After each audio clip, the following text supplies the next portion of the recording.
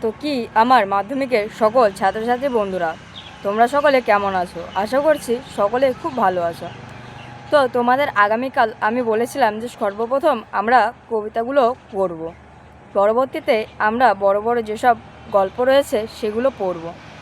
তো আজ আমি যে কবিতাটি নিয়ে চলে এসেছি সেটার নাম হচ্ছে অস্ত্রের বিরুদ্ধে গান।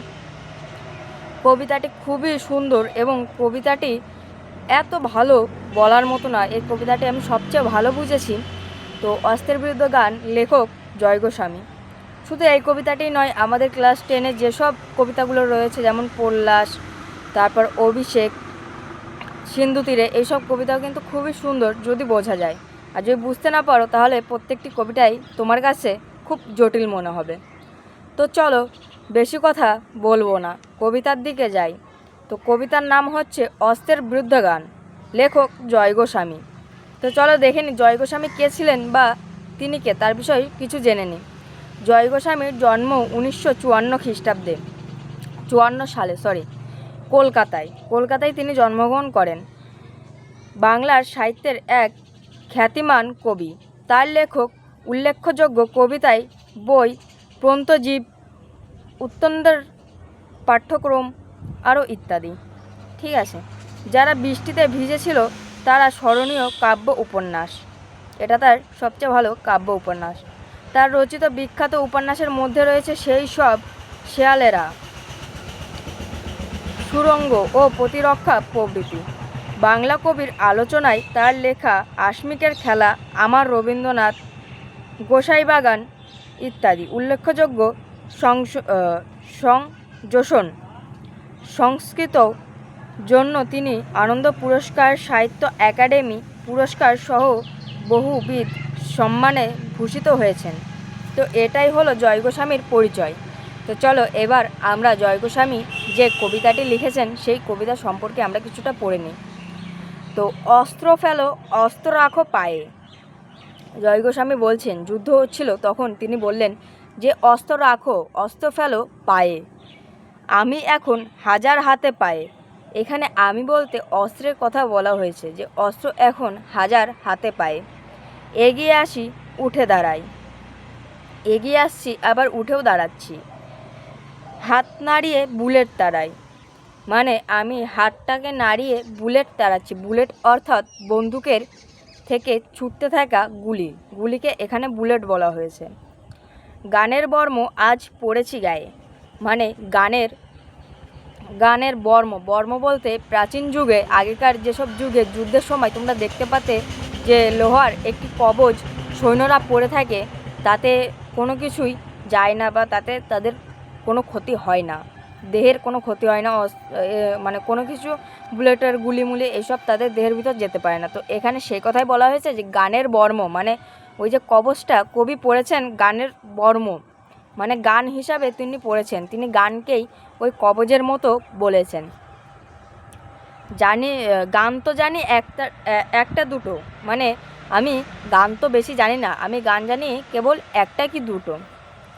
আঁকড়ে ধরে সে খড়কুটো, মানে আঁকড়ে ধরছে খড়কুটো বলতে আমরা বিচুলি বা গরুর যে খাদ্য খড় বা বিচুলিকে বোঝাই।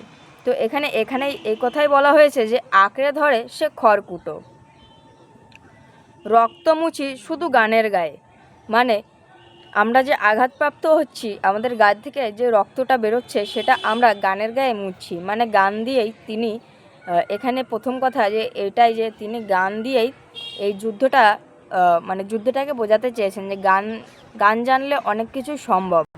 গান দিয়ে আমি যুদ্ধ আটকাচ্ছি কী করে, এখানে এই কথাই বলা হয়েছে। তো এর জন্যই বলেছে রক্তমুছি শুধু গানের গায়ে, মানে আঘাতপ্রাপ্ত হয়ে যে রক্তগুলো বেরিয়েছিল তিনি সেগুলো গানের গায়ে মুছছেন। মাথায় কত শকুন বা চিল, মানে আমাদের মাথার উপর যে সাম্রাজ্যবাদী শাসকেরা রয়েছে তাদের কথাই তাদের এখানে শকুন বা চিল বলে মানে বলা হয়েছে আর কি। তো তিনি বলেছেন যে মাথায় কত শকুন বা চিল, এ কথা বলতে যে মাথার ওপর আমাদের কত সাম্রাজ্যবাদী শাসকেরা রয়েছে। আমার শুধু একটা কোকিল, আমার শুধু কোকিল, আমরা জানি যে কোকিল খুব সুন্দর গায়, কোকিলের গলা কিন্তু খুবই সুন্দর। তো এখানে এই কথাই বলা হয়েছে যে আমার শুধু একটা কোকিল, আমার তো শুধু একটাই কোকিল আছে আর কি, মানে গলা আর কি, গান বাঁধবেও সহস্য উপায়ে। মানে আমি ওই কোকিলের গলার সুরে খুব সুন্দরভাবে গান বাঁধবো, সহজ উপায়ে গান বাঁধবো আর কি।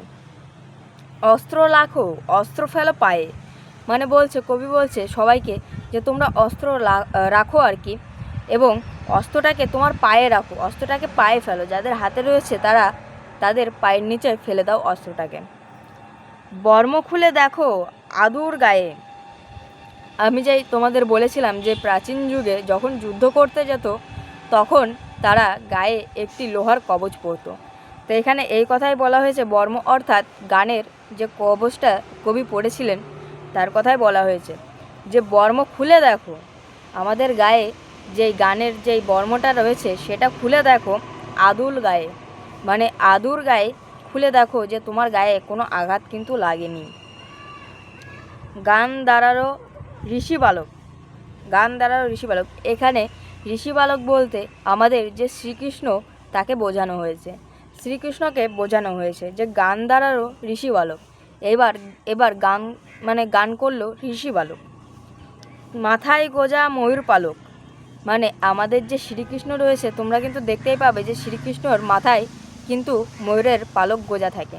তো এখানে সেই কথাই বলা হয়েছে যে শ্রীকৃষ্ণের মাথায় ময়ূর গোজা রয়েছে ময়ূর পালক।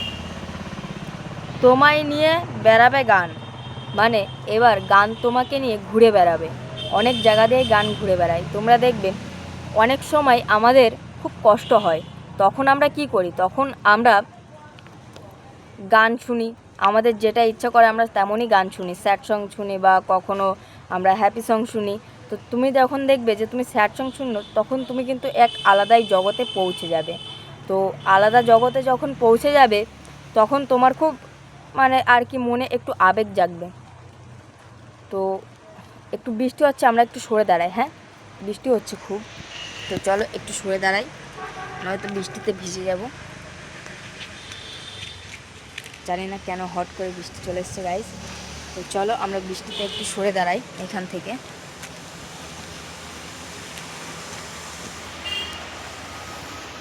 তো ওখানে ওই কথাটাই বলেছে যে গান তোমায় নিয়ে ঘুরে বেড়াবে। যখন দেখবে আমরা গান শুনি তখন কিন্তু আমরা খুব ভাবুক হয়ে যাই, আমরা অনেক মানুষেরই চিন্তা করি এবং আমরা মনে হয় এক আলাদাই দুনিয়ায় পৌঁছে গেছে। তো এখানে এই কথাই বলা হয়েছে যে গান তোমায় নিয়ে বেড়াবে নদীতে দেশ গায়ে, মানে এখানে বলা হয়েছে যে তুমি যেই গানটি গাইবে সেই গানটি তোমাকে ঘুরে বেড়াবে, যে নদীর ধার দিয়ে ঘুরে বেড়াবে, আমাদের যে দেশ রয়েছে দেশের গা দিয়ে ঘুরে বেড়াবে। তারপর বলেছে অস্ত্র ফেলো অস্ত্র রাখো গানের দুটি পায়ে, মানে তোমরা এবার অস্ত্রটা ফেলে দাও এবং অস্ত্রটা রাখো গানের দুটি পায়ে, মানে যে গান গাচ্ছে সেই গানের নিচে তোমরা অস্ত্রটা রেখে দাও, আমরা গান দিয়ে এই যুদ্ধটা জয় হব। তো এটাই গল্প, আশা করি তোমরা সকলে গল্পটি বুঝতে পেরেছো এবং গল্পটি কিন্তু খুবই সোজা, এই গল্পটা তোমরা একটু মাথায় রাখবে। তো চলো বেশি কিছু বলবো না, ভিডিওটি যদি ভালো লাগে তো অবশ্যই লাইক কমেন্ট শেয়ার এবং সাবস্ক্রাইব করতে ভুলো না এরকম পড়ার ভিডিও আরও দেখার জন্য। তো চলো তোমাদের সঙ্গে দেখা হচ্ছে অন্য কোনো ভিডিওতে।